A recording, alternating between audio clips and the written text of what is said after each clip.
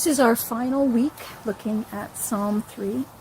We've come down to the last couple of phrases in the last section of this prayer that David wrote, this song in which he cries out to God from the darkest, probably the most difficult place of his life. David's journey with Yahweh is one that encompassed his entire life, especially his entire adult life. David had been a shepherd, just the youngest son of many in a family, doing the jobs that other people didn't want to do. And then suddenly, out of nowhere, a man came to his family's home, tapped David on the shoulder and said, "You have been chosen by God to be king." David was not given a choice. This was not a box he ticked on a "what career do you want?" questionnaire in high school. He was chosen. He was assigned. Then it was years and years and miles and miles and many struggles and dark times and violence and pain before he actually took the throne. And on that day, when David did finally, formally become king of Israel, God struck a covenant with David. We've used that word a few times. The idea of a covenant is a particularly relational type of contract where each side has their part to fulfill, and they do so not because of a legal obligation, but because they want to work together and to unite. So they form a covenant, as in marriage. I want to read you the covenant that God struck with David, because I think it's important to his big picture perspective of what's happening right now in his life at the time of Psalm 3. And we'll come back to this idea a little bit later. This is the Davidic covenant. This is what the Lord of hosts says. "I took you from the pasture and following sheep to be ruler over my people Israel. I have been with you wherever you go. I have destroyed all of your enemies before you, and I will make a name for you like that of the greatest in the land. I will establish a place for my people Israel and plant them so that they may live there and not be disturbed again. Evildoers will not affect them as they have done ever since the day I ordered judges to be over my people Israel. I will give you rest from your enemies." The Lord declares to David, "I will make a house for you, and when your time comes and you rest with your fathers, I will raise up after you your descendant, who will come from your body, and I will establish his kingdom.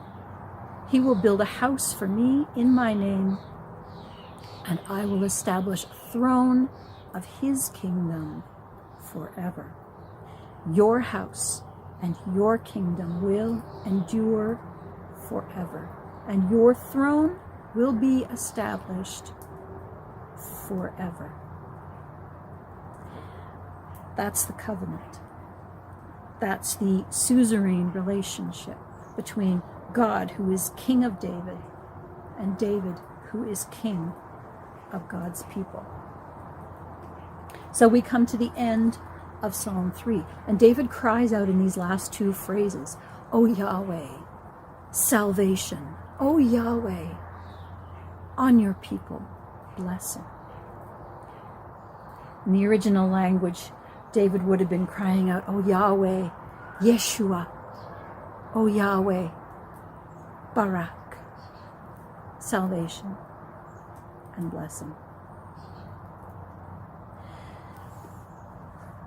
The Old Testament's idea of salvation is much bigger and richer and more engaging than sometimes we allow that word to be for for our evangelical theology. We tend to think of salvation as being something that allows us to not have to spend eternity separated from God in hell, but instead to be, when we die, we go to heaven. That's salvation for many people. But in the Old Testament, the idea of salvation is much bigger than that. It's much richer. The definition of salvation for David in this context would have been God's help against oppression, God's deliverance, in order to live in freedom, in order to no longer be limited in spreading out, in reaching out and sharing God's kingdom and God's wealth with the world. The best parallel I can come up with is if you're watching a scary movie and there's a monster prowling the house and somebody's hiding under the bed and they can only sort of see this much, and they can see the monster's feet going back and forth looking for somebody to gobble up, but they have to stay under the bed or they'll be eaten. And then the hero comes and the hero defeats the monster and sends it on its way. And the monster is gone and the person under the bed is saved. Except in the Old Testament idea of salvation, you're not fully saved until you get out from under the bed. You stretch your legs, you stretch your shoulders, you take a deep breath, you let your voice be heard in the house, because the monster is gone and you are free and you are home. That is the Old Testament idea of salvation. Now, if you're like me and you grew up in church, you probably hear the word Yeshua, salvation, and your mind immediately goes, oh, that means Jesus. David was calling for Jesus. Well, no. Okay, just don't even go there. David was calling for salvation. Jesus was named after the idea of salvation, as was Joshua, one who was one of the greatest historical heroes and leaders of the people of Israel. Joshua's great accomplishment was that he set free the people of Israel from the constraints of living in the desert and all the limitations that put them under. He enabled them to enter into the rest of the house, into the land that God had set aside for them, where they could spread out and breathe and speak Yahweh's name and to spread his kingdom in the world. He set them free from the desert to the promised land. In the same way, we see that idea of salvation in everything that Jesus did, which I'm not going to try to recount, but I think some of it is self-evident. Jesus was named after Yeshua. Joshua was named after Yeshua, because Yeshua is such a huge idea, and it brings freedom, and it brings empowerment, and it brings breath to our wanting to share all of God's goodness with the world. So David is crying out for Yeshua, for salvation. The other important word there in these last couple of phrases of Psalm 3 is the word Barak. Yeah, don't even go there either. Barak means blessing. And blessing, we tend to use that word very lightly. We tend to say, well, God bless you. And by that we sort of mean, well, I hope something good happens to you. I hope your life is pleasant. I hope that the world is good to you. I hope that the universe is kind to you. Bless you. But in the Old Testament, when someone uses the word blessing, they're talking about something very concrete and very specific and very measurable. they're talking about when God speaks good things into your life. God speaks health, fertility, vitality, peace, salvation into your life, into the lives of the people that David was trying to lead. But you got to keep in mind that this is the same God who spoke into existence the entire universe, everything that we can see and touch, and these raindrops that are falling on me from this branch overhead. God speaks and things happen. God speaks and things come into existence. God speaks blessing into the lives of David and his people. And this idea is just so foundational to Yahweh's relationship with his people. It goes back to the his covenant with Abram, when God says to Abram, I will bless those who bless you. I will do good for those who do good to you. I will curse those who treat you with contempt. And all of the peoples on earth will be blessed through you. That is a line from which David has descended. That is an identity with which he would have just aligned himself. That is where he would have found himself, that the people of Israel were the source of blessing to the entire earth. So David cries out for salvation. He cries out for blessing, not only for himself personally, but for his people, so that it can be spread throughout all the peoples of the earth.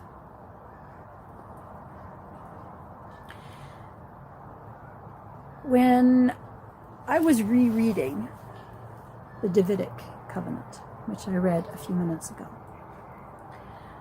I was really struck, looking at it through the lens of Psalm 3, by what is not there.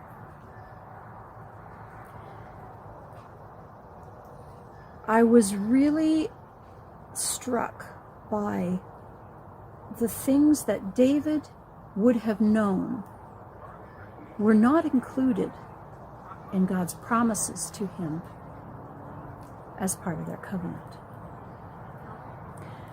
I was really struck by the fact that there is nothing in his covenant with Yahweh that makes David expect that he is going to get what he wants.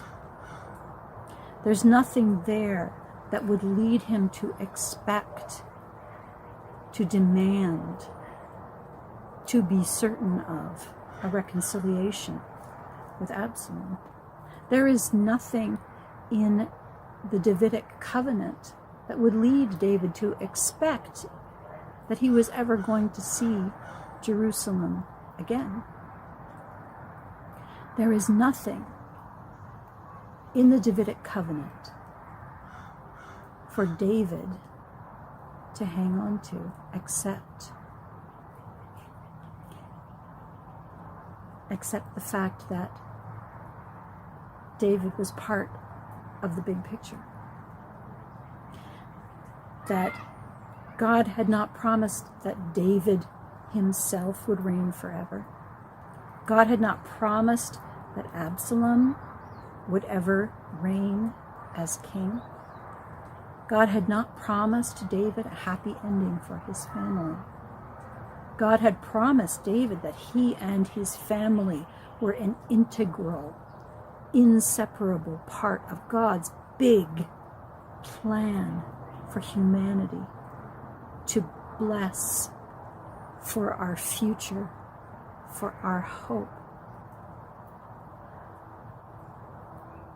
What David would have been able to take away from that covenant, I think, can be encapsulated in the words of Jesus' prayer in the Garden of Gethsemane, when he prays, Father, if it is possible, please let this cup pass from me. But if not, then your will be done. I think David's understanding of the situation would have paralleled the prayer of Job. When Job, in all of his suffering and all of his loss and all of his wishing he were dead, said instead to the people around him, even if he slays me still, I will trust him.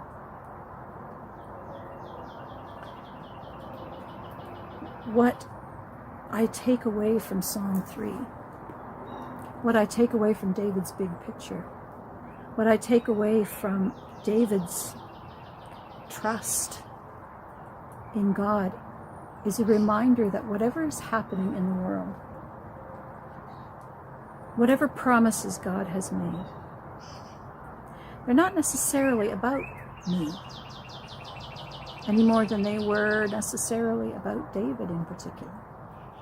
They were about God's plan, which began with Abram, when God says, through your family, the world will be blessed. And I mean, as a Christian, as someone who follows Jesus, I trace that line down to the cross, and I see that blessing, that concrete, real good that God promises and speaks into existence in the world, it happened on and through and because of Jesus' death on the cross and his resurrection 3 days later.